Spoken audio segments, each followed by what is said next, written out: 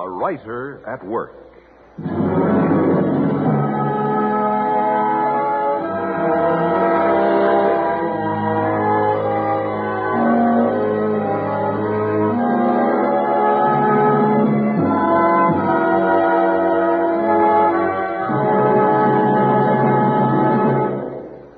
The CBS Radio Workshop, dedicated to man's imagination, the theater of the mind.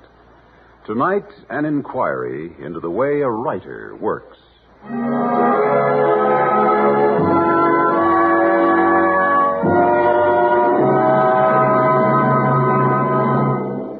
This is Jan Miner.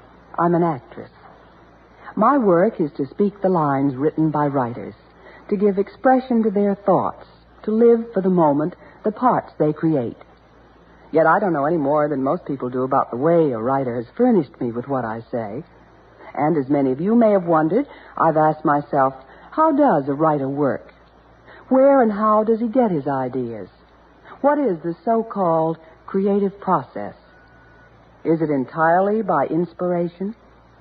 Or can creativity be induced? All this is what the workshop investigates tonight. And writer Hector Chevigny has been asked to be the subject. Well, he should be able to satisfy our curiosity, having been a professional writer for 28 years. During his long and successful career, Mr. Chevigny has published 5 books, won a literary prize winner, and some 30 short stories and articles. He has also written for motion pictures and for radio and television, has written more than 1,000 plays. What the workshop will do tonight will be to show this writer actually at work through tape recording. Then the finished script, the result of his work, will be produced. Here is Mr. Chevigny in a brief preliminary interview. I'm willing to take part in this thing tonight, providing no one concludes that I believe that I'm a typical writer. There are no typical writers. Writers are highly individualistic and tend to vary sharply in temperament and character. But there's one thing that they all do, and that is work and work hard. The successful ones, that is. They don't sit around waiting for the inspiration. They induce it by working. Well, their methods of working vary. Some prefer a typewriter. Some prefer a pencil. Some dictate. Some can't stand to have anyone around them. I know one man who thinks he can write well only on blue paper. But all the writers that I know follow the maxim of the late, great Heywood Broun. As Mr. Broun said, success in writing is achieved by the application of the seat of the pants to the seat of the chair. Mr. Chevigny does appear to follow the Heywood Broun maxim. He works 7 days a week, month in and out. His weekday work schedule calls for 7 hours a day. And on Saturdays, Sundays, and holidays, he puts in 3 to 4 hours. And this is at his desk in his workroom. Now, perhaps this tough grind is for the reason that Mr. Chevigny's assignment these 4 years has been the CBS daytime serial, The Second Mrs. Burton. It calls for 5 scripts a week. Now, is it because of the Burton show that you, Hector, work this way? Not entirely. I've been following that work schedule for the last 17 years, or since I became a self-employed writer. Mm-hmm. Why, Hector? You see, there's such a fixed notion in people's minds that a writer's work has to be spasmodic, that he has to wait for the inspiration. And it comes as sort of a shock to hear that a writer's a drudge. Well, Jan, a famous woman novelist that I used to know quite well once said to me, I have to put in a certain number of hours every day without fail. It has often struck me that my mind is a little like the muscles of a pianist, who, if he stays away from his keyboard even for one day, finds it doubly difficult to return to it. Other writers have told me the same thing. Regularity is the essential. Mm-hmm. Otherwise, the so-called creative process seems to leave you. That's right. It seems to quit on you. Hence the need for the long daily application. That's right. Well, I'll be fascinated on hearing the recording made of you working, Hector. And the script on which Mr. Chevigny worked as he was recorded was for The Second Mrs. Burton. Now, that is a story about a family, the Burton family. And they're supposed to live in a town up the Hudson Valley. And the dominant figure is wealthy Mother Burton, who insists on running the lives of her son and daughter and everyone else around her. Her daughter is Marcia, who's married to Lou Archer, and her son is Stan, who's married to Terry, which part I have the daily satisfaction of playing. So that everyone will have an impression of the characters, here's a brief scene from Burton life, as it might be if the family were having after-dinner coffee at, say, Mother's house.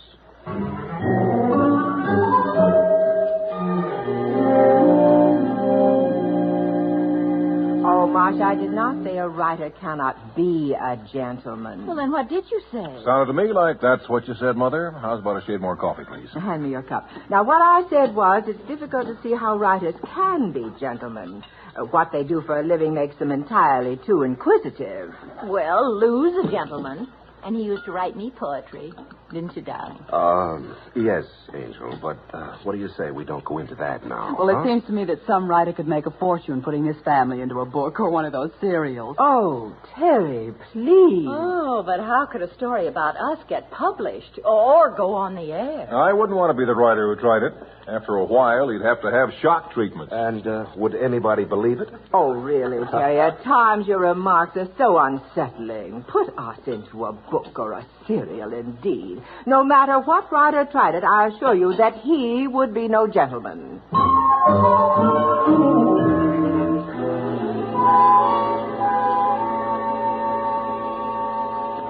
Now we're going to put on the recording of Mr. Chevenix in his workroom, which is the word he himself uses for what was formerly called the library in the rambling, high-ceilinged old apartment on Manhattan's Gramercy Park, where Chevenix also lives with his family.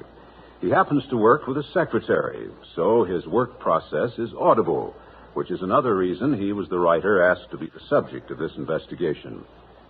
Every morning, Mrs. Eleanor Lone comes to function as secretary, and this is the way things went near the start of the day at about 9:30 a.m.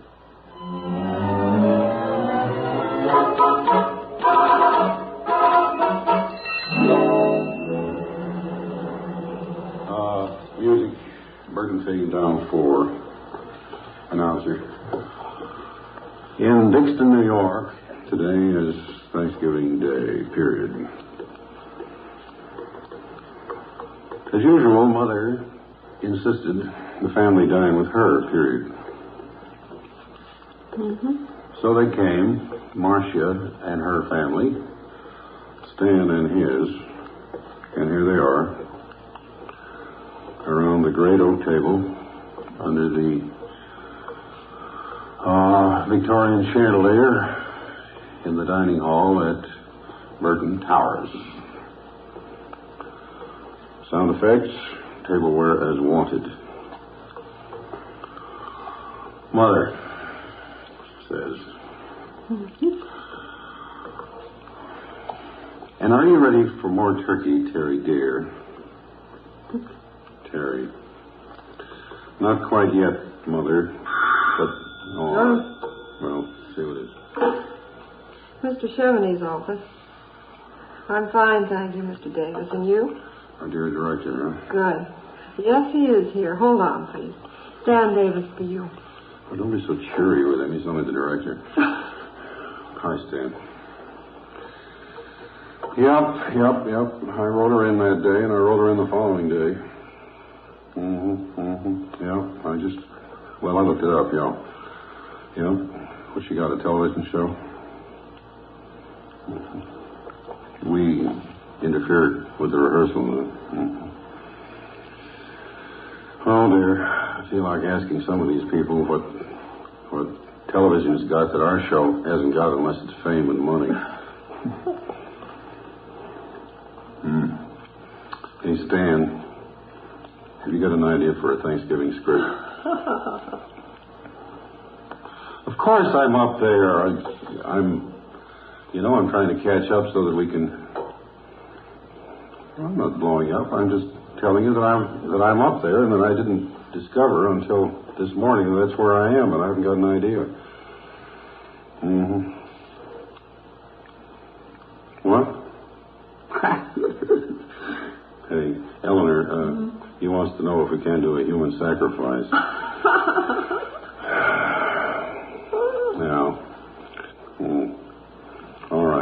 Oh, you're going to tape the show? Yeah, all right. Yeah, well, she's in both scripts. Okay, kid. Yeah, see you. Hang this up. Yes, sure. Oh, I was on that corny line of Mother's. You want more turkey? Yeah, are you ready for more turkey, Terry? Well, boy, is CBS ready for more turkey if this script goes through. Oh, brother, why do I have to do a dinner? Everybody does a dinner on every daytime serial.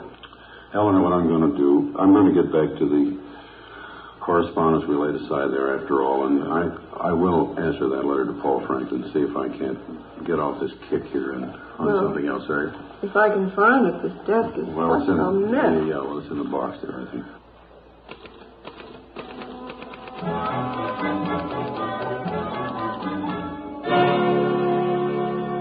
Now it's about 2 hours later in Chevney's workroom, about 11:30.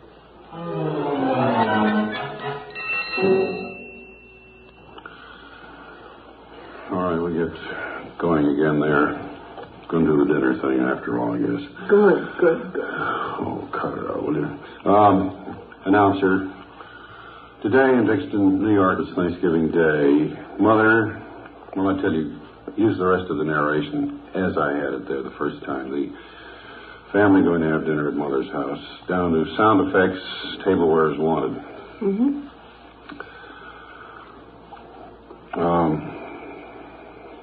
Mother,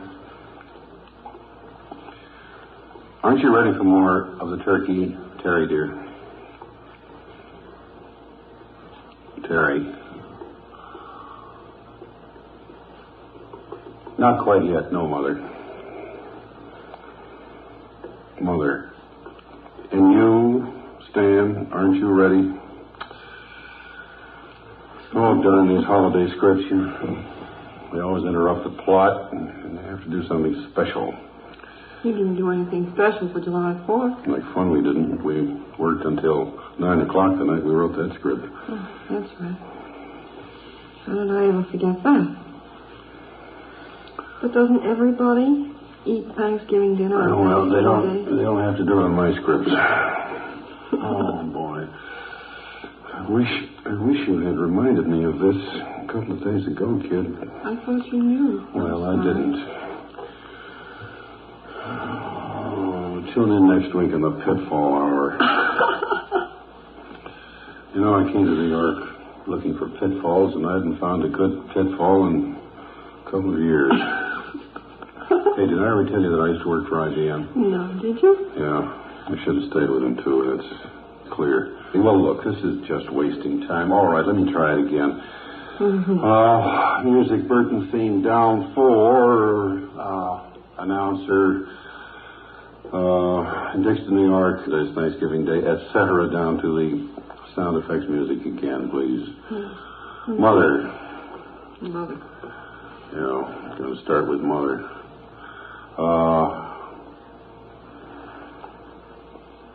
Yes, Marcia, in my opinion, you did speak of Thanksgiving Day flippantly. Marcia, flippantly! Exclamation point. Stan, I didn't hear her say anything flippant about Thanksgiving Day, Mother.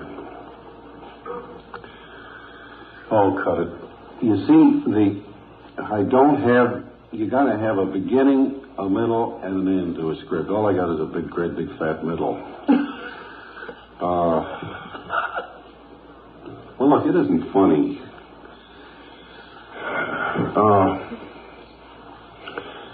You know, I wish they had Roosevelt back in office. He put Thanksgiving Day off a week every year. Well, keep going. Let me see that flippantly thing there. Oh, yes. Stan, I didn't hear Marcia say anything flippant. Mother? Marcia. There, Mother. Stan didn't hear me say anything flippant. We got to bring the kids in here somehow. Mm-hmm. Sound. Dish suddenly overturned. Marcia. Oh, Ralphie! Exclamation point. Ralphie sets up howl.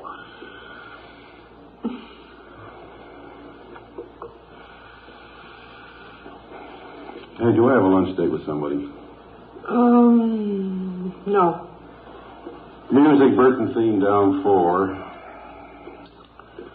in Dixon, New York. Today is Thanksgiving Day. We had that, didn't we?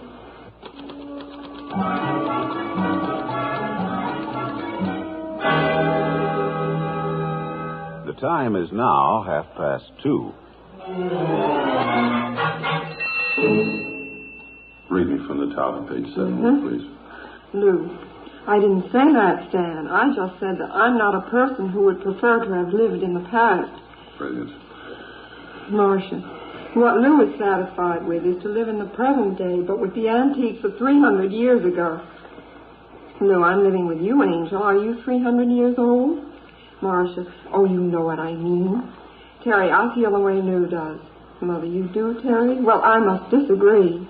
The graciousness of the past, the greater leisure and respect for the fine things of life. Stan, oh, Mother, how do you really know what life was like 300 years ago? That's as far as you go. It's all just nothing but dialogue all the way through. You don't like the little joke about Marcia being an antique? No. Oh, I like it all right, but I shouldn't try to sell it.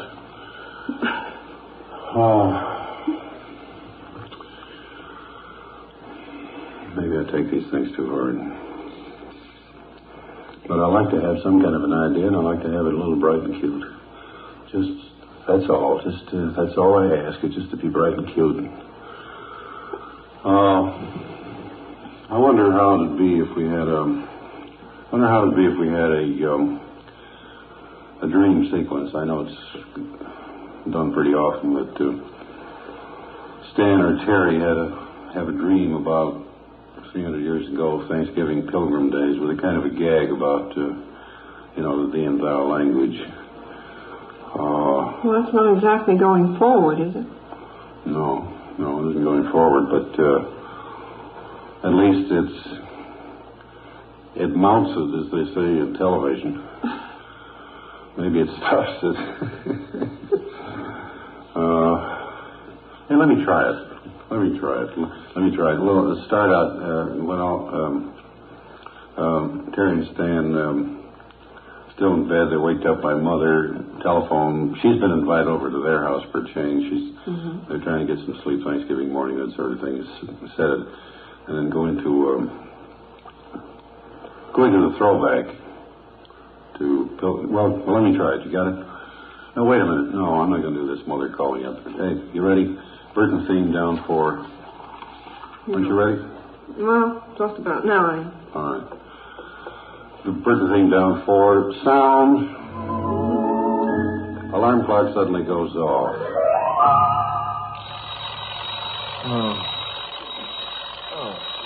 Doggone that clock. I can't find it. Oh, here. Oh, you found it. Good. It's time to get up, I guess. For me, but you can sleep a while yet, but not too long. I want you to help me. What are you talking about? Oh, Stan, darling, this year we're having the whole family right here. We're having the whole family? Yes, this is Thanksgiving Day, remember? Oh, yeah. Well, Thanksgiving. Up and doing, Terry Burton.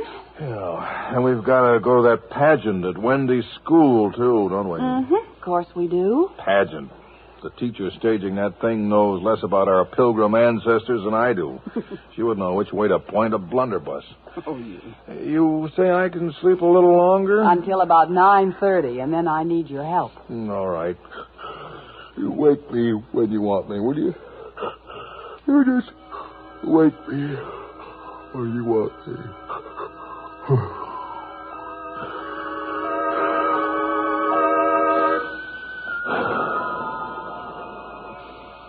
Wake, please, Lord and Master. Wake. What? Oh, Terry. Oh, time to get up, is it? Aye, that it is. Arise. Okay. No sooner said than done. Wait a minute. I am all dressed. And what kind of a get-up is this, anyway? And you, where'd you get the funny clothes? Oh, I do not comprehend thee, Lord and Master. Lord and Master. Hey, cut it out, will you? What's this, a gag? And look, what are all those old blunderbusses doing hanging on the walls? Where am I, anyway? Why, thou art in the loft of thine own dwelling. In the loft of mine own dwelling. What ails thee? I don't know. I feel fine. Oh, stop jesting with me. I have much too much to do. For today thy dear mother cometh to dinner, and thy sister Marcia and her family, and of course thy son Brad is already here. Well, how come Brad's home? Then why should Mother and everybody be here for dinner? Oh, my husband, hast thou forgotten what day it is? Why, this is... Oh, Brad. My dear stepmother, Why, Grandmother yes, Burton Brad. has arrived. Oh, thy grandmother? Oh, I must go below. I was not there to greet her. Hurry thee, Stan. Hurry thee. Yes. All right, Terry. Holy cow. What is it, Father? You're dressed the same way I am. Art thou surprised? You talk that way, too, huh? I do not comprehend thee, Father. I don't dig thee either, I'll tell you that. Wait a minute. What year is this? The year? Why, it is the year 1656. 1656. A.D.? Oh, A.D. Well, look, how come you're home from college? You do go to college, don't you? I mean, you will. That is, you're supposed to. I attend Yale College, yes, indeed. And I'm home because this is Thanksgiving Day. Thanksgiving? Aye. The day appointed by the governor and commended to the observance of the colonies. I see. And the family's coming here for dinner. Well, I'll tell thee what. Go thou downstairs, help keep thy grandmother company, and I shall follow thee betimes. I obey, Father. Oh, great situation. 1656. Huh. Wonder if I'm dreaming. Well, even if I am, I guess I'd better get me below. 1656. Oh, it does my heart so much good to see thee home, dear grandson. Hast thou been well? Aye, Grandmother. Here is Father. Hi, Mother. Oh, 'tis good to see thee, son. I am none the less discomfited by thy behavior. My behavior? On no day shouldst thou loll abed to so late an hour, contrary to the virtues in which I have raised thee. Why, Mother, today I got up 300 years early. Eh? No, pay no attention. It's only a gag. Well- A jest. Well, do not jest about such matters. Note thy wife, who has been up since dawn, how diligently she goeth about her domestic duties. Yes, I've been watching her work that old cooking fireplace. Oh, so that's how they... Can I give thee some help, Terry? Canst thou give me some help? Why, Father. Son, what hast thou said? Oh, I just offered to help with some of the work. Turning that haunch of venison on that hot spit can't be too easy. Then thou art now the master in thine own house. Aye, Father, that is what thou art. Thou wouldst insult me by asking if I need help. I, who am known as an able-bodied woman whose wits are not exactly addled. All right. Again, I was just kidding. I made another jest. Well, do not jest so freely. People may hear thee. Here, dear husband, sit thee down beside thy mother and thy son, and take thine ease as befits thy station. Okay. Yeah, that's fine with me. Yes, sir. Say, where's our daughter Wendy? She playeth without. Without? Oh, you mean outdoors, huh? Now, Brad, how art thou doing at Yale this year? I've addressed myself with diligence to my studies and am becoming proficient in grammar, numbers, philosophy, and deportment. That's fine. How's thy science coming? Besides, too, I gain proficiency.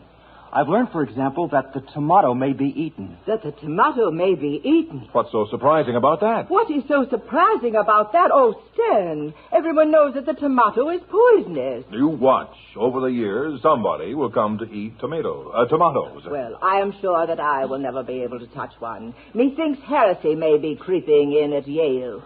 Tomatoes, indeed. Mother! What is it, Wendy? My dear Aunt Marcia, her husband Lou Archer, and Cousin Ralphie have arrived. I bring thee a present, brother-in-law. Well, what dost thou know? A goose. As we came hither on the trail, Lou downed the bird with one shot from his trusty blunderbuss. Thank thee, Lou. Want to take charge of this bird, Terry? Oh, just what thou needst today, a goose. I shall hang him with the other game. May I take Cousin Ralphie out to play? Aye, may Wendy and I go out to play until dinner? And what must you remember as you play, children? We must remember to conduct ourselves with proper sobriety, courtesy, gravity, forbearance, and trust. Also, thou must not throw any rocks, Ralphie. I never throw any rocks. It's thou who throwest rocks. I do not throw Now, rocks. children. Guard thy speech against pugnacity, hostility, and contumely. And no rocks. Come, Wendy. Aye, let us go now. Ah, me. Childhood is such a sweet, innocent, carefree time. Much to be remembered. Your orders from that cooking affair appetizing. Aye, already I'm very hungry. Ask you about the tomato stand. The tomato? Oh, Lou, at Yale, Brad learned that tomatoes are really good to eat. If thou really wantest to know what is being taught at Yale, dear grandmother, they now say there are no witches. No witches. Brad, thou art not serious. I speak with the utmost seriousness. This is the teaching at Yale. And from no other than the Reverend Mr. Tuttle himself. Oh, this settles it. Stan, thou must remove this boy from such influences. Oh, calm thyself, Mother. Oh, calm myself. What is all What this is causing so much excitement? Oh, Brad has now upset Mother thoroughly by telling her that, of course, there are no witches, Mother. Guard thy Stan! tongue. All we need is for this to be heard, Stan. Forgive my speaking thus, Mother, but I agree with Stan. Thou agreest. Terry, have a care. Look, Mother, Brad told you that this Reverend Mr. Tuttle teaches this. Now, if this is taught at Yale... Mr. Tuttle is himself bewitched. I know there are witches. Thou knowest? How dost thou know, Mother? Do not be too curious as to how I know, but I know. Prove it. Oh, Stan, now please. Thou makest a statement. Prove it. Very well. Stand away from yon door. Holy cow. Mother flew out the door. Look, she took the broom. The broom. Money. What is it, Ralphie? Wendy and I were playing without, and Grandmother went over our heads flying on a broom. Really, Stan? Thou shouldst have thy head examined, brother-in-law. Why jump on me? I wasn't the one who first said there are no witches. But didst thou have to make Mother prove there are? Well, now at last we know all about Mother, don't we? Aye. And this had best be kept a secret from the colony. She's coming back. Yes, so she is. Clear the runway. Let's hope she doesn't make a crash landing.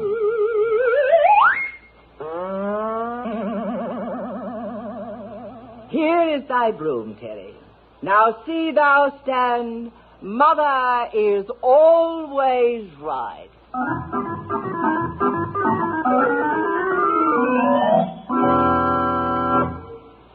That was the dress rehearsal of an episode of the daytime serial called The Second Mrs. Burton, which you heard being composed by the author Hector Chevigny earlier in his home at 34 Gramercy Park. Later, it'll be polished, timed, and retyped, and broadcast over the CBS radio network on Thanksgiving Day, Thursday, November 22nd. One day's episode in the 5 days a week program dealing with the Burton family. And now, let's go back to the author and his secretary as they talk to each other at the day's end.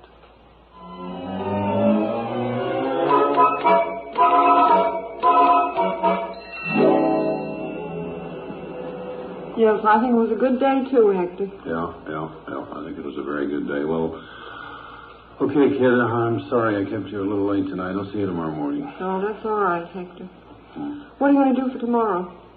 What am I going to do for tomorrow? Tomorrow's scripts. Any ideas? My dear Mrs. Long, sufficient unto the day is the evil thereof. I shall see thee tomorrow morning.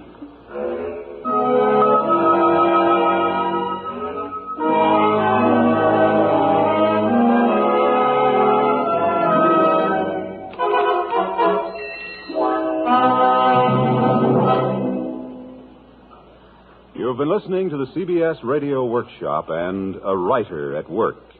The writer was Hector Chevigny, and those appearing in his cast of characters were Jan Miner as herself and as Terry, Ethel Owens as Mother Burton, Dwight Weiss as Stan, Alice Frost as Marcia, and Larry Haynes as Lou.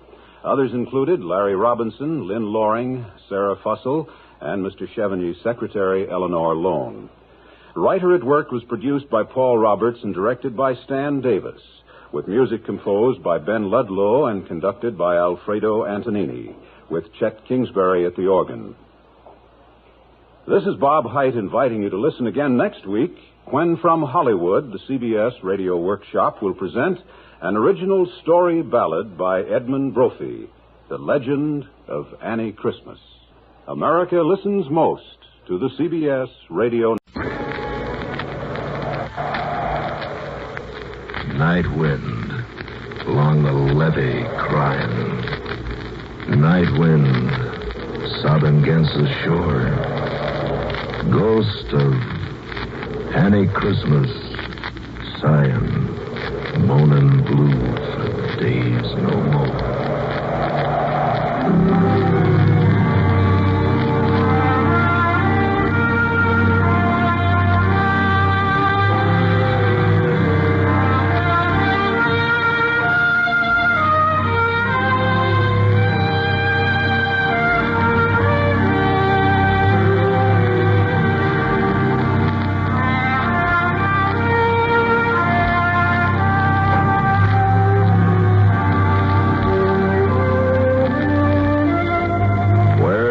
Come from? Where? From the yonder seas out there? From the mountains of the moon? The far-off land of the Cameroon? Dambala's child, it has been said. Others say a king's instead. Greatest of the Nubian great with bloodlines back beyond recorded date. Wise ones skilled in magic's way say she first saw light of day cast to earth by the devil's spell for breaking all the rules of hell. Others claim a mortal birth, a god and goddess straight on earth and let their offspring stay behind, a symbol of contempt for mere mankind.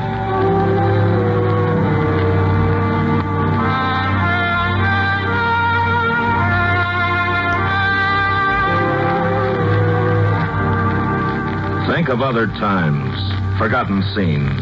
The year of 1800 in the city of New Orleans. Rovers from all nations, wild men of Kentucky. Lucky if you stayed alive, just lucky. Swamp rats, cutthroats, mountaineers, buccaneers with gold-ringed ears, bloody politics and scheming wardsmen, pistoliers and deadly swordsmen. Rivermen of varied shades and races, buckskin hunters wearing leather faces, outlaws from the bloody Natchez Trace, gamblers in broadcloth with cuffs of lace. Bowie, Jackson, John Lafitte, weaned on tiger's milk and meat, red-handed pirates from 7 seas of blue, Napoleon's artillery captain, Dominic Hugh.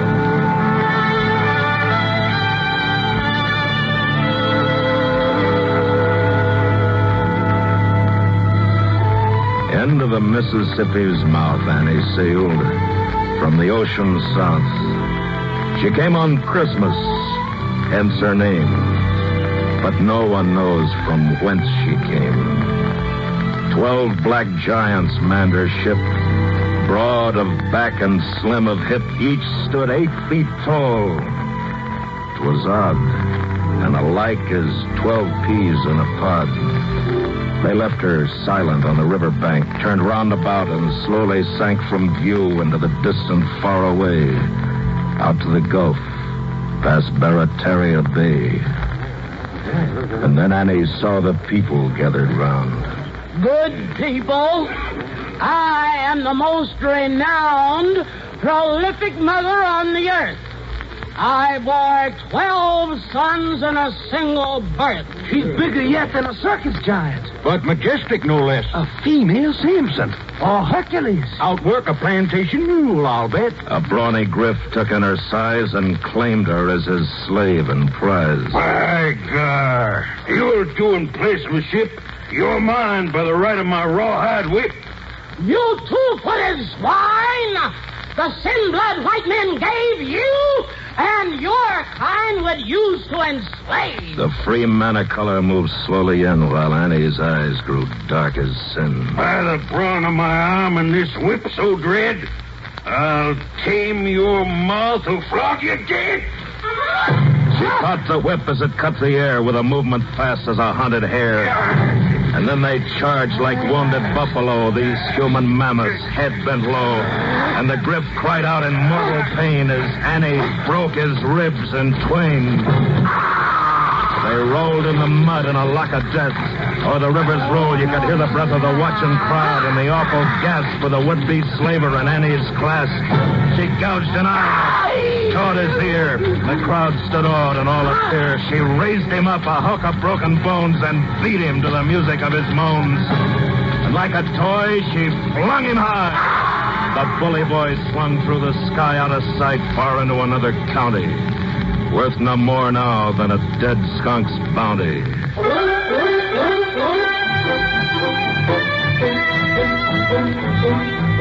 And the crowd tracked Annie around the city's streets, proclaiming on her wildcat fighting feats. This day we found a champion. A champion of God's forgotten children. Bless you, Annie Christmas. This day will be remembered a long time to come. She walks in glory with the saints. And then she vanished up the Natchez Trace, a sudden legend of her ancient race.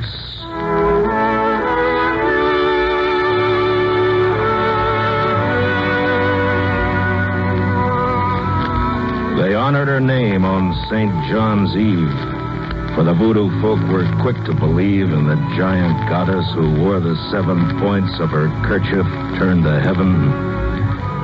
The years brought Annie far-wide fame. Poor folk of all races blessed her name. She mothered the weak and fought the evil strong. But when it came to love, her luck went wrong. Her first great love was Goldmouth Bill, a gambler from Natchez under the hill. Boys. Yeah, that's the end of me. I'm through. Hands the chair open. You got my lasso. How about you, Trapper? Where you hail from, gambling man? Natchez, under the hill? Under the hill and under the deck. It was a smooth deal of cards. From the bottom, I mean. My boy Knight says you're a liar. I got its mate, gambling man, and I'm a calling it. Don't move.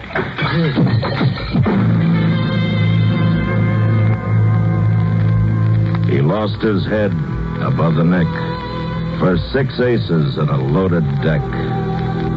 Annie drowned her sorrow and her tears with 1,000 dips of the cup that cheers. Her lamentations rocked each river town. Her wailing blew 100 oak trees down. Her next great love was a wild sea rover, a pirate known the wide world over. Again, fate stepped on the neck of her hope. They were parted by a length of manila rope. They swung him from a yardarm as the first light split the sky. I love you, Annie Christmas, dear. These words he chose to die. Annie drowned her tears and sorrow, cursed past and present and tomorrow, wallowed in a sea of fiery rum. That's all of love for me till kingdom come. I'll buy a powerful Gregory, so my heart shall never, never more its love impart. Love's not for me what's 2 is 3. This voodoo charm my heart sets fancy free. Annie grew a mustache, wore a hat of felt, stuck a brace of pistols down her sailor's belt. Annie cropped her hair, wore a pair of jeans, and took to running flatboats down to New Orleans.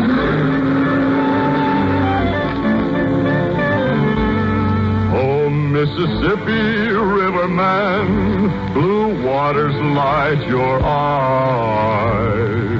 Oh, Mississippi Riverman, so tall against the sky. Your flatboat skims the water with a cargo riding high. You'll be dancing in the quarter, for another night is nigh.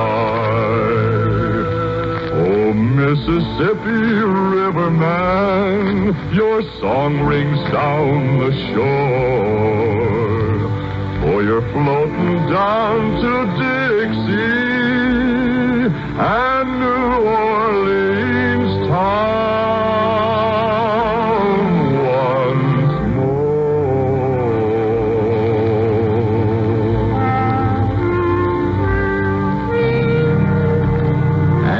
reputation grew to fable standard. She trounced a local bully at every river landing. She wore a turkey feather rising from her hat, a challenge to all comers or any river rat. You got a bully on these few blasted acres of mud you call a town? Get him out of his hole if he dare come out. I'll tear the hide off him and hang it up to turn in the morning sun. I'm a cross between a snapping turtle and a swamp gator. I was weaned on panther milk, and I eat grizzly bears raw for breakfast. Claws, fur and all. Send your white-livered champion down the river landing. I'll grind his bones to dust. This is Annie Christmas. You hear me? Such was the river custom. Such was the river code. A turkey feather was the badge of anyone who rode as champion of a flatboat along the waterways of the mighty Mississippi in Annie Christmas days. Now, Annie wore a necklace made of yellow beads that served to keep a record of all her fighting deeds. She slowly added to it for each eye and ear and nose, till it was long enough to use for hanging wash day clothes. When her boat was lashed to the city dock, she strutted proud as a turkey cock. Unloading was the least of all her troubles. 2 ton was light as water bubbles. She strode the gangway with iron arms, and people came from towns and farms to gaze with much amaze and stare, and then follow her on to Congo Square. Now, whenever she joined the Congo rebels, she spit in the eye of invisible devils. For evil spirits of day or night, Annie was gifted with second sight. Annie danced to the sad, mad tunes, scattered 1,000 picayunes to all the poor folk of the land. Her purse had coin for every hand. Hear the old bambula drum beat with a rum-bum-bum-bum-bum as the beef bones stomp on the scarred-up skin. 1,000 devils dance within your heart and soul and brain, and a swift, mad ecstasy of pain numbs and maddens and spreads a flame that burns and sears till you call the name and grasp the necklace cross to save your soul's immortal laws. Yarase Bambula, Badum, Badum. Yarase Bambula, Badum, Badum. Oh, hear the old bambula drum beat with a rum-bum-bum-bum-bum. Dance calendar in Congo Square. Ankle bells and posied hair bring a magic powder. Beware, beware, get yourself a powerful spell. The devil's there, the devil's there. Beware, beware, the devil's there. In Congo Square, the devil's there. In Congo Square.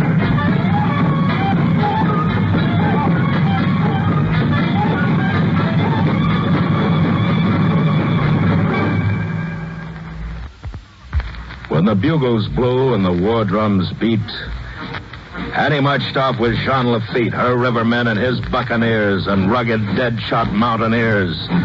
She fought the Battle of New Orleans in pirate boots and sailor's jeans. And when she cut loose with a sneeze, 100 redcoats died in the breeze. She fought by batteries 3 and 4, beside 2 men of fighting lore. A wild Beluche and Dominic Hugh, who'd left his blood at Waterloo. She pitched the cannonballs like stones and cracked 1,000 heads and bones. And when all the cannonballs ran out, she threw the cannons and gave a shout. A shout that shivered the enemy ranks and raised the tide on the riverbanks. A shout of mad, blood-curdling yell like a demon legion loose from hell. Charge! You scum of the 7 seas! The line of redcoats broke and fled. They envied the peace of the quiet dead. And the ones who saved their skins by flight, they slept no more and their hair turned white. Men and cannon and horses flew into the void of heaven's blue. And she smashed the lines to smithereens. And one on, the Battle of New Orleans.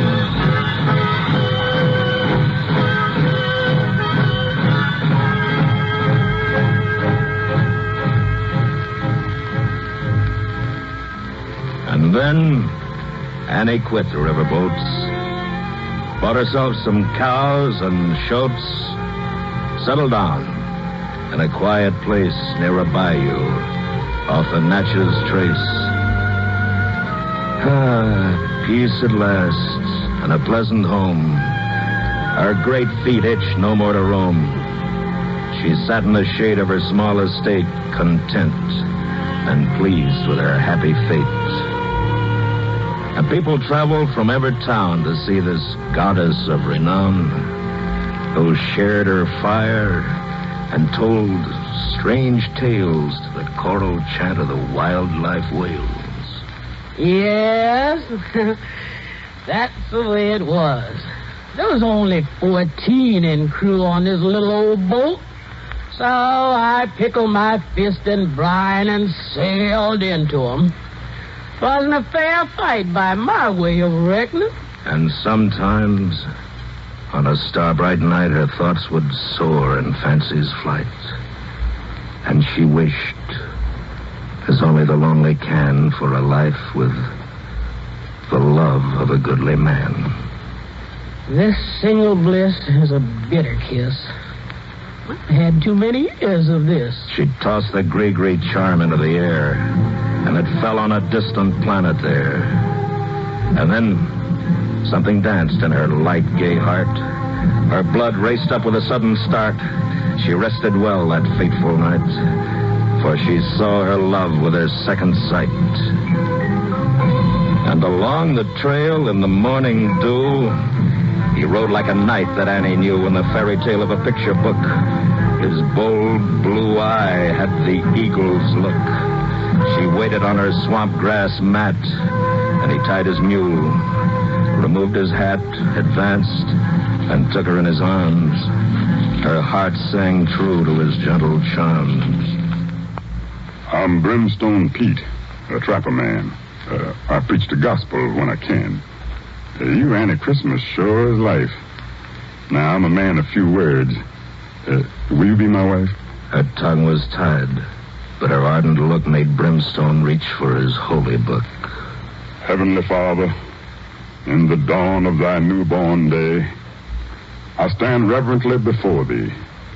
My name is Peter Peppercorn, better known throughout the bayous of Louisiana as Brimstone Pete. My chosen bride is Annie Christmas. Bless this union, good Lord. My witness is the mule, a humble, faithful beast, akin to the one who carried thy beloved son into the holy city. I pledge thee, Annie, in the presence of God's early light, my name, my love, my honor, my heart, and my life. Whom God hath joined together, let no man set asunder. Just say I do, Annie. I do. So be it. Thank thee, our Father in heaven. Bend down and kiss me, love. He married himself to Annie then, and a bird choir sang when he said, Amen.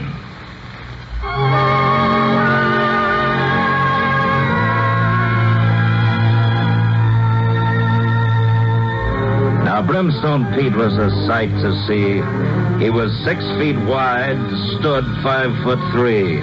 He feared the Lord and prayed his prayers and exercised with mountain bears. Now, Annie's favorite Bible tale was Jonah swallowed by the whale. Brimstone read it until she knew word for word of it all the way through. That Jonah was a wise old bird. You know what I think. Now, what do you think, Peter? I think he tickled the inside of the fool whale's belly with his whiskers, and the whale just had to chuck him up. Is that the truth? No, it ain't gospel, but I'm assuming. Her love and kisses, beans and rice, transported Pete to paradise. Hot red beans and Creole rice, cooked with with love and lots of spice. Dixie chicken, fresh corn pone, start your licking fingers to the bone. Way down there in Congo Square, Festive Fair in New Orleans. Hush, puppy, hushes, all the barking dogs. Folks need their mushes just like starving hogs. Smell of heaven floating down along the street. And he's cooking gumbo for Louisiana trees. Sugar sack around your neck. Wreck yourself a tasty peck. You ain't gonna leave a speck when Annie cooks with special love and me. Way down there in Congo Square, Festive Fair in New Orleans. But, sad to say, it had to end. Pete had the Lord and his traps to tend. He kissed his Annie's tears away, rode down the trail at break of day. As she waited, alone the long month through, the poor Pete was lost. Long overdue. 6 weeks went by, and Annie's eyes clouded with a grim surmise. That alligator called Old Nick haunted and lived in the very thick of the dreadful swamp where Sweet Pete crossed on his trip to redeem and baptize the lost. Old Nick had teeth like cross-cut saws and was 40 feet from tail to jaws. In the smoke of the fire that very night, she summoned the powers of her second sight. Then into the swamp's dark, dismal deep, she went alone with a vow to keep. 3 hunting weeks, and then the very sky shook like a hurricane on high. Out of the swamp in a race cross bayou water, Annie chased Nick 1.25 miles. Nick smashed his head against the stony shore. Annie swung him high and aft and fore, snapped his jaws with strong, bare hands. His dying tremble shook the bayou land. Annie gutted him open wide. But Brimstone Pete was not inside. She looked and searched from throat to tail, but Old Nick was a devil, not Jonah's whale. His hunting boots and his watch and chain were all of brimstone to remain. Yet a miracle greeted a further look.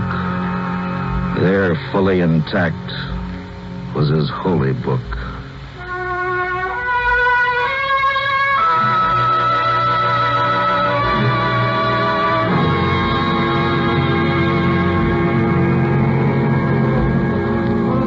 Great oaks mourned for Annie's loss.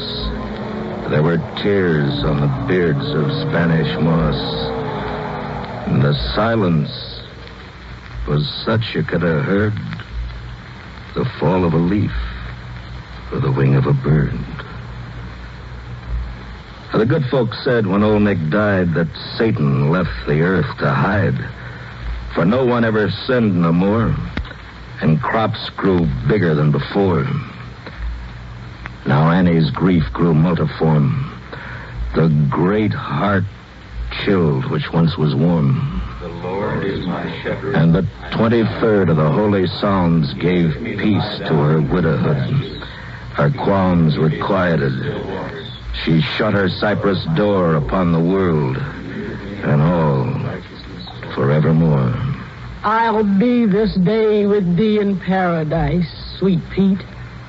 I'm bringing beans and rice. And then her great heart broke, and a clap of thunder.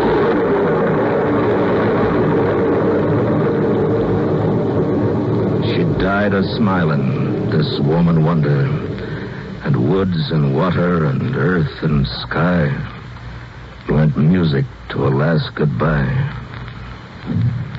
The night was dark as the earth's inside. That night, when Annie Christmas died, the stars, the moon, the high blue sky turned darker than an evil eye. Her 12 black sons in coal black boots appeared in frock-tail coal black suits with a coffin black as the river Styx. Black hearse. Black horses, 26. Black hearse, black horses, 12 black suns raced along the road where the bayou runs. In town, by the dark of the waterside, they took to sea on the morning tide. She went as she came, in mystery, deep and dark as the deepest sea. Her sins were washed, her soul set free, to join sweet Pete in eternity. Wise and small folk never grieve for Annie. Look high on Christmas Eve. Twin stars shine far out there, quite close to God, adorning heaven's air.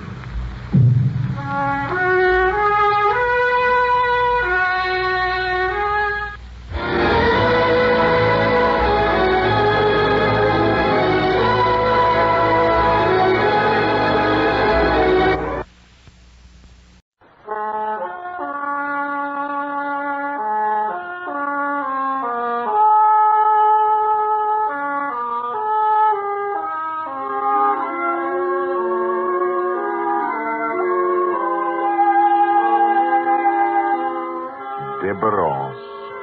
Even the word has a singing sound. It rings softly and a little sadly here, inside your head. And then it fades and disappears, just as the valley itself has disappeared. Debarance. Once its pastures were a beautiful green color, even as early as May. There were all kinds of tiny mountain flowers, some whiter than snow, bluer than the sky, bright orange and purple and yellow. How beautiful it was in those days. How very beautiful. But all that was almost 20 years ago. Almost 20 years ago, before the mountain fell.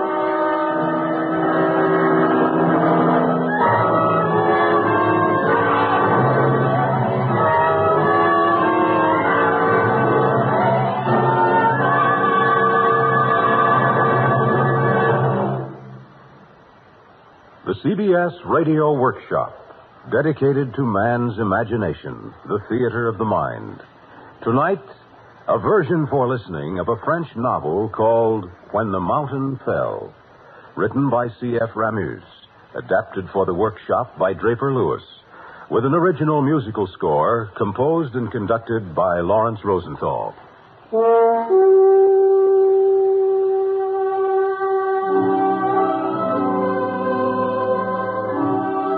My name is Plon, Old Plon.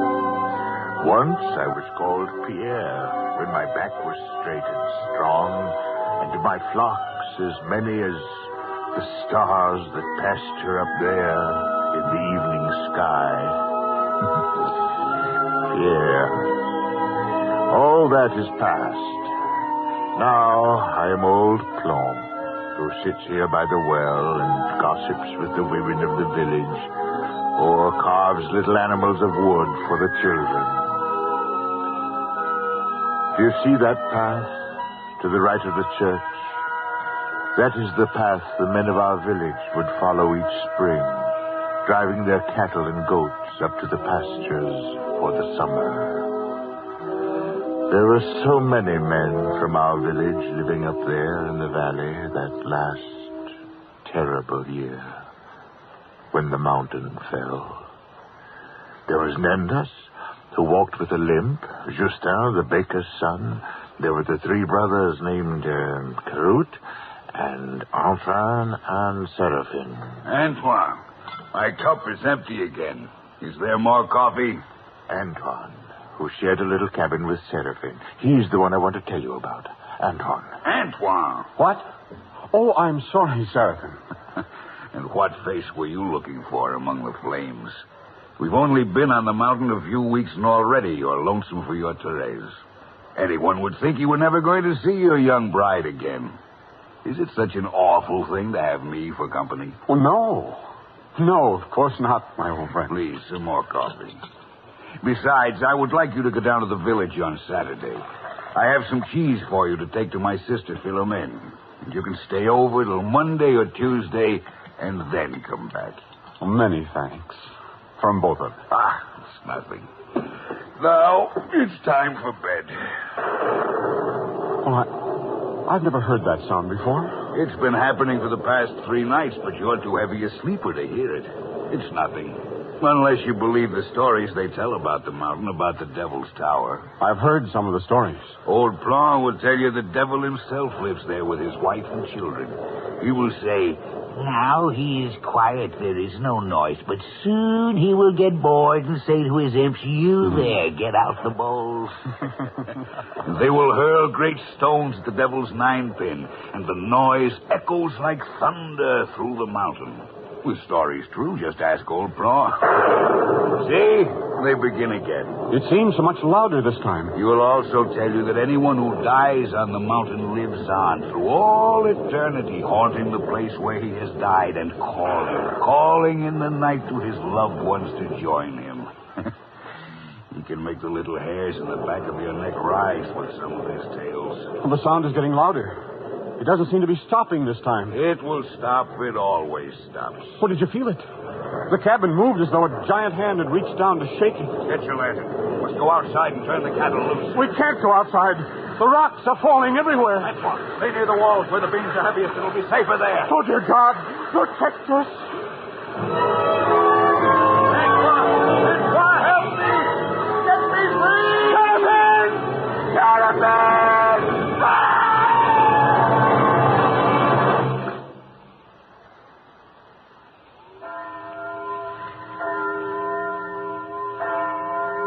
First, it sounded like a great storm in the mountains, as though the thunder of all the world was speaking as one up there.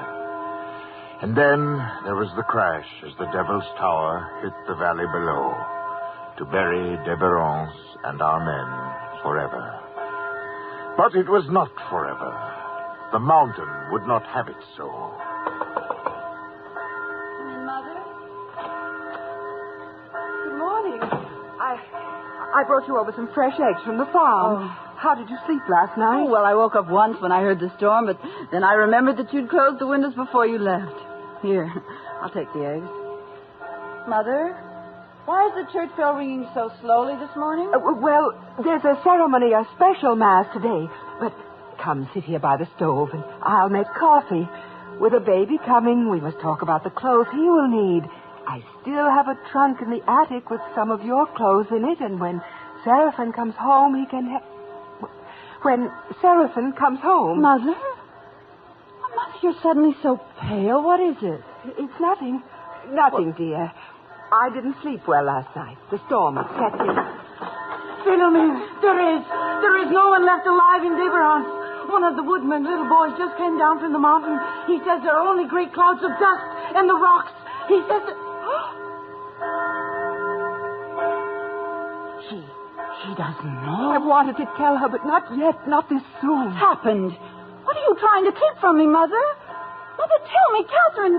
Catherine, please. The mountain has fallen. The mountain is... What mountain? The Devil's Tower. Fallen where? On Deberons. And the men? And the men? What? Sit here on the bed. But the mountain just doesn't... A mountain just doesn't fall down like that. A mountain can't fall down. And then... Antoine, where is he?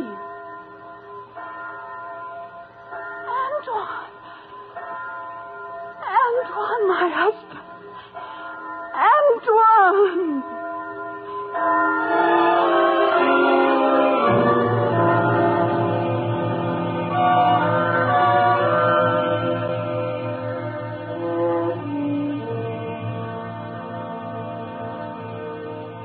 2 months, or nearly 2 months, went by. The scientists came from the city to study the glacier, looking for any fresh cracks which would cause another fall. Then the engineers to measure the avalanche and change their maps of the valley. And always the people came. the curious people who climbed the great pile of rock that covered the Valley of Deberance. But they found nothing. Cabins, animals, and men had disappeared completely under the stones. And Deberance lay as dead beneath the Devil's Tower for 2 months, or nearly 2 months, until one morning.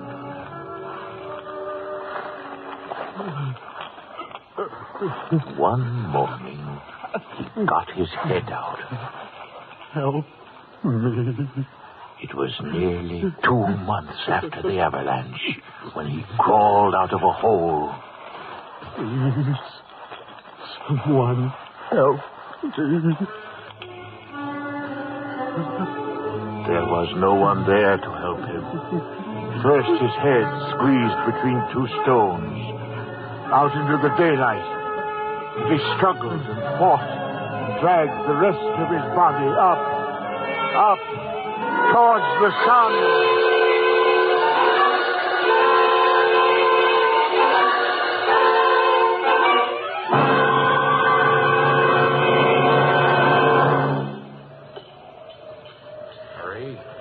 The mayor says we'll be given new pastures in the spring. And the money for the new livestock, when can we expect that? Pass me your bowl again. The wind is rising. It may storm tonight. Tribor, can't we move down into the village now that our cattle are gone? Your dog is barking again. It's so lonely up here. We will buy more cattle somehow. And why is he always my dog whenever he begins to bark? We can't afford to move this year, and besides... Tribor, wait. Did you hear something? I heard my dog barking. And the sound of the wind in the trees. Be quiet, Tribor, and listen. There. I heard it again. That was a cry. Someone in pain.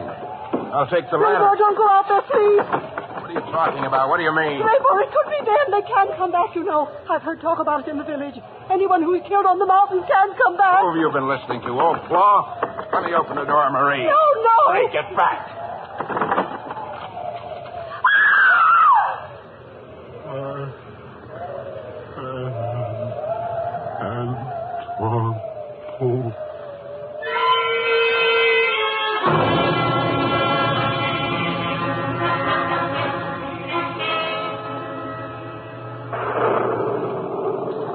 Talking about? Are you mad? And stop waving that gun around in my face. I saw him with my own 2 eyes standing at the door.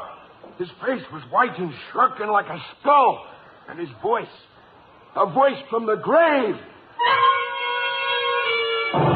Now perhaps you will believe old Paul when he tells you that the dead are restless there on the mountain. That the dead will return to seek their own. But, my son, it might have been your imagination. Some sort of image you thought you saw. No, Father. I saw him walking down the path towards the village. I saw the ghost of Antoine Pond, who is dead. Dead!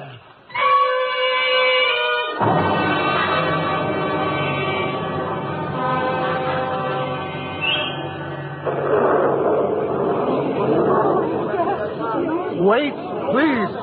We must be certain before we act. Emile saw him on the path not more than 10 minutes ago. He'll be in the village at any minute. And who knows how many more of the dead will follow him. Antoine Pond died with all the other men of the village 2 months ago, but tonight he is walking again. You're saying about my husband? He has been seen at the door of Marie Raybort's cabin and on the path leading to the village.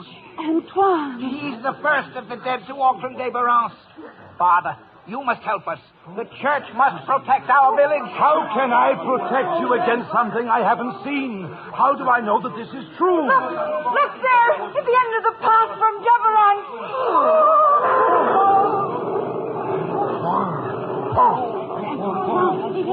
Father, if you won't try to stop him, I will. No, Rabot, no. Oh, my arm. No. Oh, my arm. Please, Rabot, put away your gun. Let him alone. Antoine, it's Therese. Antoine, come to me. Come to me, my husband. Therese. Therese. Antoine. Go to him, my daughter. It is your husband. The dead do not reach out for the living beneath the shadow of the cross of our Lord.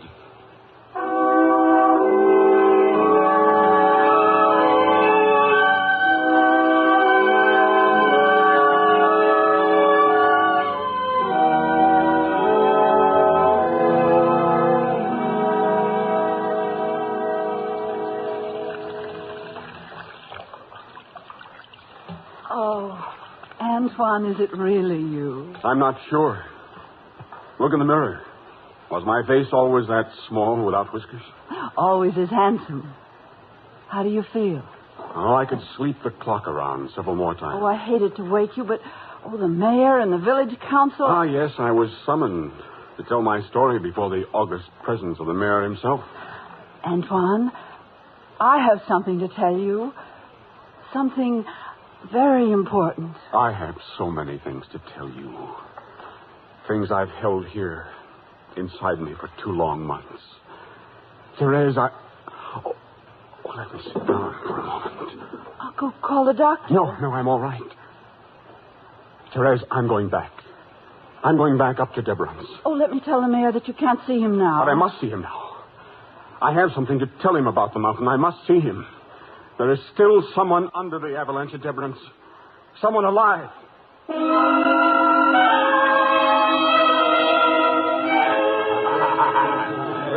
To your health, Antoine, and welcome home. Your Honor. Father, please. You must believe me when I tell you that Seraphim is alive. He's up there under the rocks that cover Deborah's. You must help me find him. Antoine, sit down. You have had a terrible experience. It's a miracle even you survived. But 2 of us survived, too. We can talk about that later, Antoine. You said you would tell us how you got out. And you tried to shoot me, eh, Ribord? Oh, well, No matter. You are an old soldier, and it's not surprising from the way I looked. Thin as a scarecrow, my face all shrunken in the color of a vegetable that you grow in the cellar away from the light. My secretary will take down your story as you tell it, Antoine. Tell it? What is there to tell? I was caught in an avalanche. A heavy beam kept the rocks from me. For a long time after it passed, I just lay there, with my eyes shut. I wanted to scream, but I knew that no one would hear. It was days and days later when I heard it.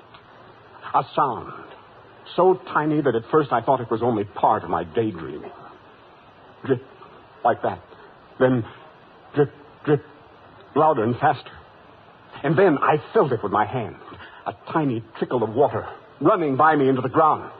And I knew if I could follow it far enough, I would find the sunlight again. It was draining through cracks from the glacier. Yes, through cracks that could be followed. I dug with my hands, with my very fingertips, and the blood ran down my arms faster than the stream itself. It took a long, long time. 7 weeks and 5 days. It doesn't seem humanly possible. That's why you must go back up the mountain with me. Seraphim is trying to free himself, too. I know he is. All we have to do is go and find him. Ribord, will you go with me? Antoine, it's too dangerous to walk on the rocks now. The avalanche is still shifting and moving. You say no. Fredy, Jan. No. Surely you will go. No. You knew Seraphim, knew him, and loved him as I love him. Well, since the rain last night, the path up the mountain is bad. If we could wait until... Wait while Seraphim calls for help. If none of you are men enough to go back up the mountain, then I'll go alone. I don't need you, any of you! Antoine, wait! I wanted to go with him. It's just that after he's slept tonight, perhaps he'll realize in the morning that Seraphim could not be alive. Or perhaps Antoine himself is not really alive.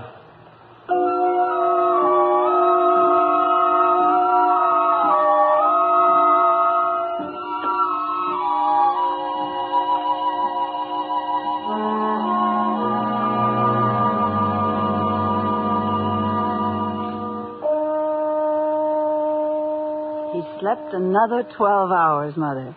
I'm going in and give him something to eat. What was the gossip in the village this morning? Old Blanc has scared them all to death with his tales about the walking dead. Do you believe that Antoine is dead? I I believe what you believe, Therese. He walked to me beneath the cross of our Lord. And here, in this room, he held me in his arms and he kissed me. He is my husband and he's real and alive. It has been a difficult time for all of us. Poor Seraphim. This morning I'm going to tell him about our baby. That will help, I know. I'll tell him while he's having his coffee. Hand me the tray. Antoine? Antoine?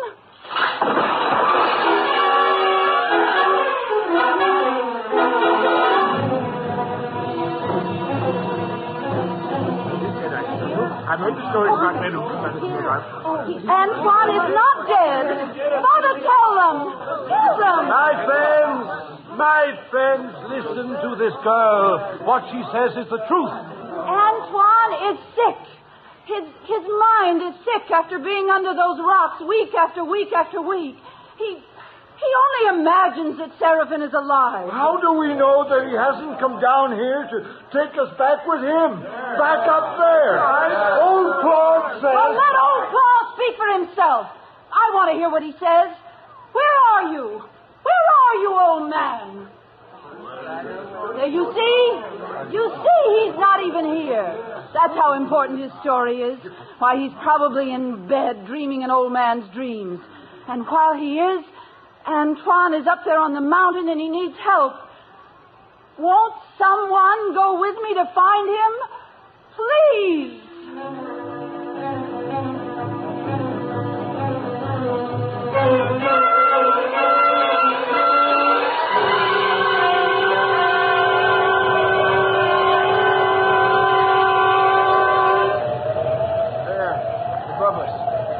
Those two rocks.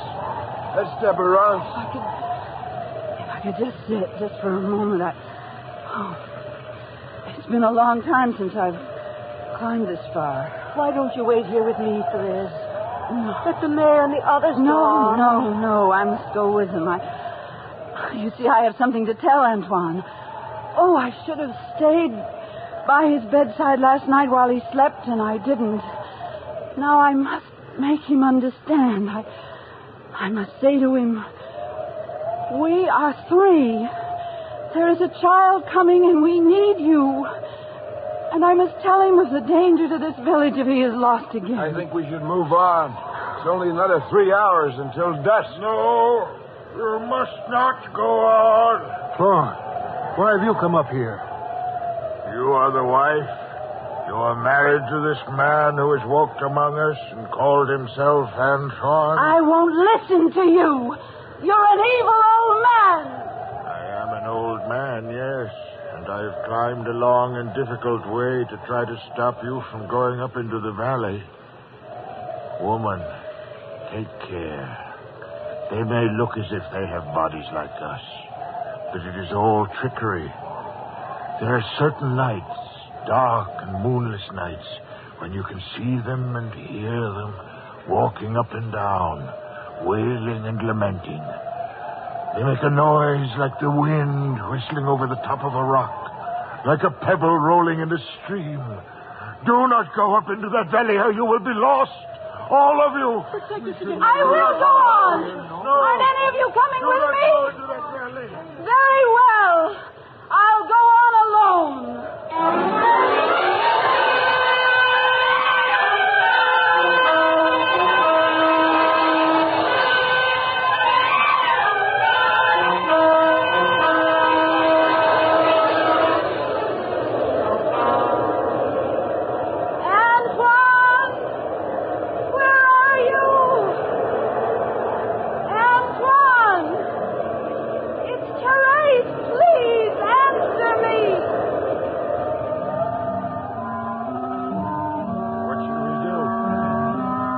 Should do something. There is nothing we can do.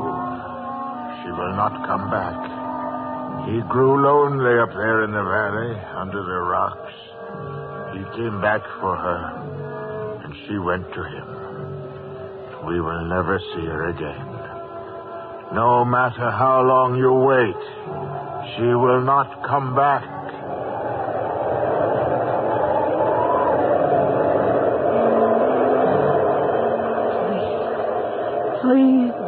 God, help me find him. Help me. Antoine!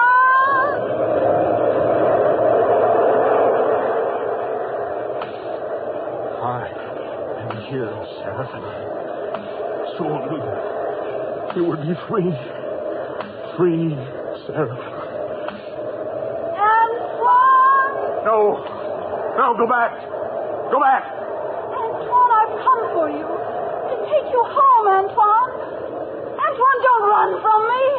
I love you. Go back. There's nothing you can do here. Go back, I tell you. Go back.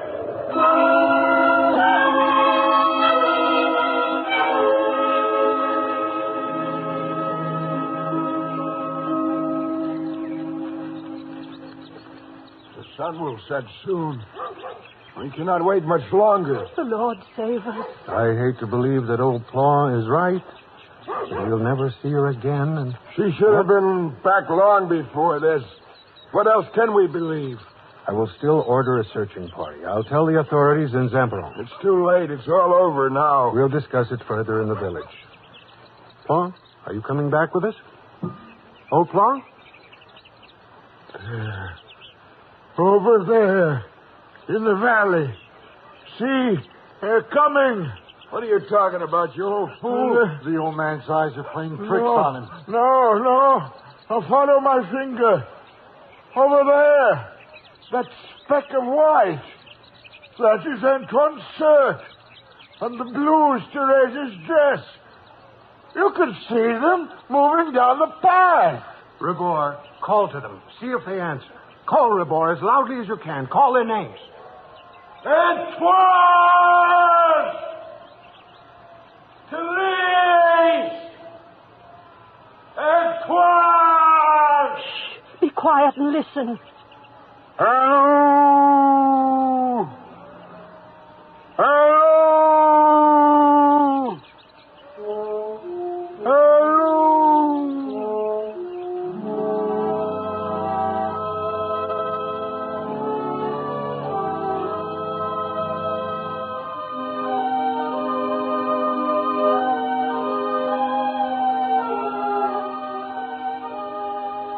Father, forgive me. Forgive you? I had to go up the valley of Demerance again. I was sure Seraphim was still alive. And what do you think now? I don't know. When I came back to the village, I thought I heard his voice calling me. But it was like an echo in my head. An echo of the last words he spoke before the mountain fell. I don't know. Now that you've returned, Antoine, the people of the village are no longer afraid. The people that you and Seraphim loved. The myth of the mountain is gone. Yes, Father. God rest the soul of Seraphim.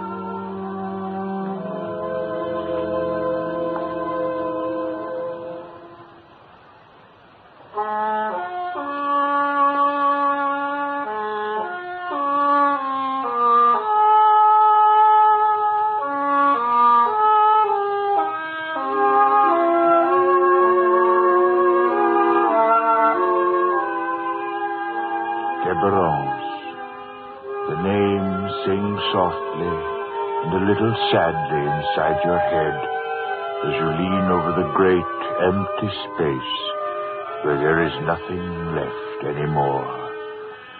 And it is easy to see that nothing is left. In time, though, in still another 20 years, perhaps, the slow and patient brushwork of the growing moss will color the biggest boulders, while their cracks will give foothold to many kinds of flowers and ferns and small mountain shrubs with sturdy branches and thick leaves, their glossy berries swaying in the wind like little tinkling bells. And Demerance will live again.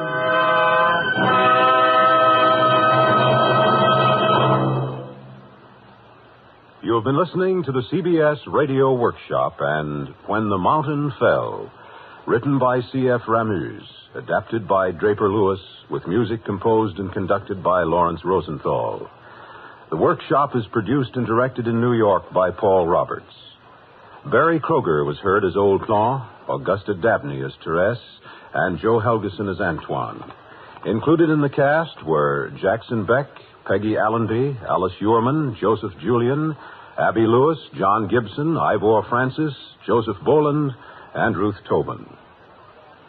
This is Bob Hite inviting you to listen again next week when, from New York, the CBS Radio Workshop presents 1600 Pennsylvania Avenue, the story of the White House in Washington, D.C.